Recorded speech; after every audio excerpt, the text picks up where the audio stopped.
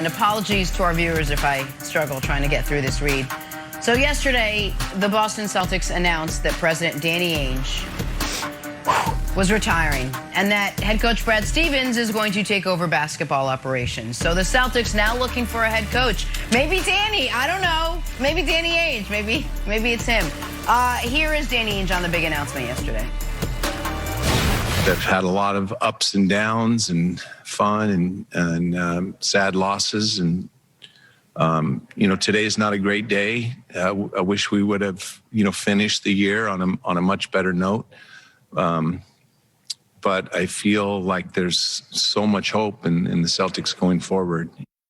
One of the benefits of moving into this new role is I've got a good idea of what we do and don't do well, and what can accentuate some of our, best players. And so there's a lot of work to do. There's a lot of work ahead. We are in a good place.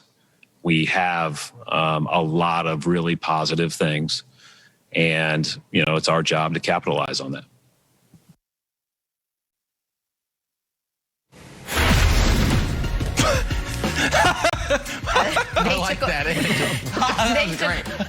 They took a moment. They took a moment as well. They should take a moment to let it all sink in that Danny will no longer be with the organization. He might be on a consulting basis. Who knows? Anyway, Broussard, do you share Danny Ainge and Brad Stevens' optimism for the Celtics' future after the front office shakeup yesterday, the one that has me torn up? You know what, Jenna? I know Nick's going to get on here and act like the sky is falling in Boston. But I do share their optimism. I know the owner and Brad Stevens talked about, getting banner number 18 or die trying. I'm not saying banner number 18 is in the near future. However, they are still they've got great building blocks in Jason Tatum and Jaylen Brown, who any coach would love to walk into this situation. Their only bad contract is really Kemba Walker because he's got the player option 2 years from now at $37 million. Outside of that, their cap situation isn't too bad. And as I mentioned, they've got the two building blocks. When I look at the East, the only team that definitively is ahead of them for the foreseeable future, well, not even foreseeable future, next few years, is Brooklyn. But Brooklyn is older, and we'll see how long they stay together. Let me finish, Nick. Milwaukee, yes, they're better than Boston. But I'm not yet convinced they're world beaters. Their go-to guy is Chris Middleton. Their best player, Giannis, who's phenomenal, can't shoot. And that's a problem. And it's been a problem in the playoffs. And until he rectifies it, we're going to continue to harp on that. And then Philadelphia, yes, with Joel Embiid, they're better. But who knows what Joel Embiid, how available he's going to be, not only this season, but for the foreseeable future. So when I look at those things, I say, Atlanta's nice, but they're not scaring me if I'm Boston. With Jaylen Brown and Jason Tatum, I like the building blocks. They got to bring in the right coach. I like some of the names I'm hearing. Chauncey Billups, Sam Cassell. They should throw Mark Jackson in there, too, although they won't. But I think they hired the right coach. I do think their future is bright. They'll be contenders. They'll be relevant. They'll be in the hunt.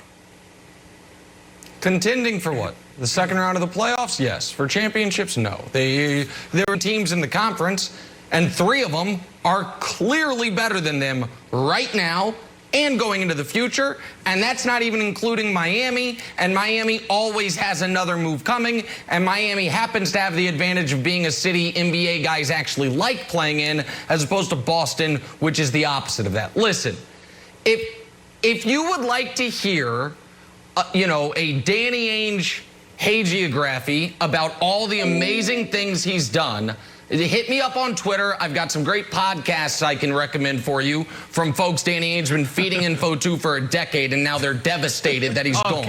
But the reality is that Danny Ainge oversaw the least successful 20 years in the history of the Celtics franchise.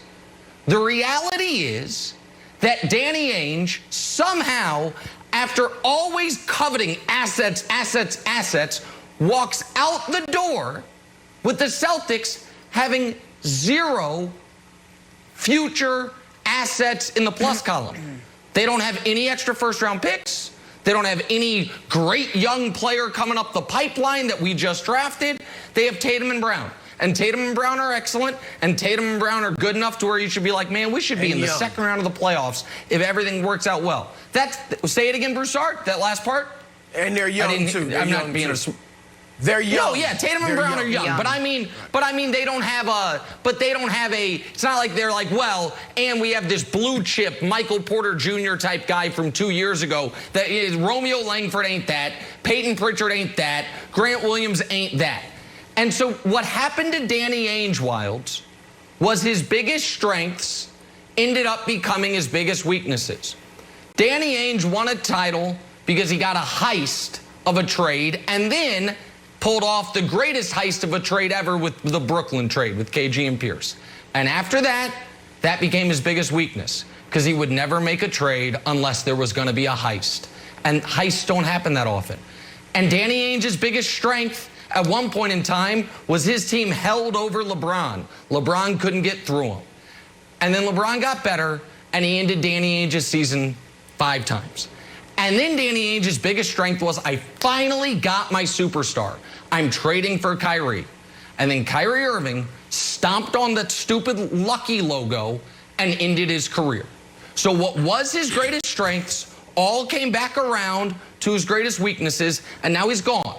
And he's going to go run Utah or be a consultant there or whatever it is. And I'm sure all of a sudden we'll hear about how Utah was this close to getting Anthony Davis and this close to getting Kawhi Leonard because he was always this close to getting a guy who then won the title while his team was always looking long-term, which was little, they had more long-term than other teams because they had longer off seasons than other teams. That's what it was. Yeah. So, but congrats on a good run, I guess. I feel like I'm in the middle of you and Broussard because I think Danny Ainge is a classic story of happiness is reality over expectations. And Danny Ainge had huge expectations because it was the Celtics, because they were after banner number 17, which they got, and number 18, which they didn't get. But if you went back and immediately after Kevin Garnett said anything is possible and pulled Danny Ainge aside and said, hey, Danny, if we give you a decade plus, do you think we could get banner 18? I think Danny Ainge would say yes, and it didn't happen. And by that measure, he failed. And then when you get the Brooklyn trade and we hear all this assets and we're like, whoa, my goodness, heist of the century, you fleeced Billy King and you got good players out of it, but it was no banners. It's about banners. And Brandon, here's the other tricky thing that hasn't been discussed enough. Boston sports, New England sports doesn't happen in a vacuum.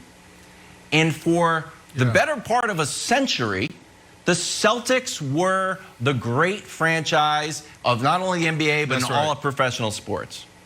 And you know what? The Patriots were a joke, and the Red Sox were like the poster child for being losers. But then the century changed, and the Patriots became a dynasty, and the Red Sox won 4 World Series. And old Danny Ainge is there with his one trophy that him and Kevin McHale put together, and then everyone's looking around like, huh, what's up with the Celtics? And everyone gets a little bit antsy. Because if you look at 2 teams, and I'll end here, 2 teams got knocked out of the playoffs.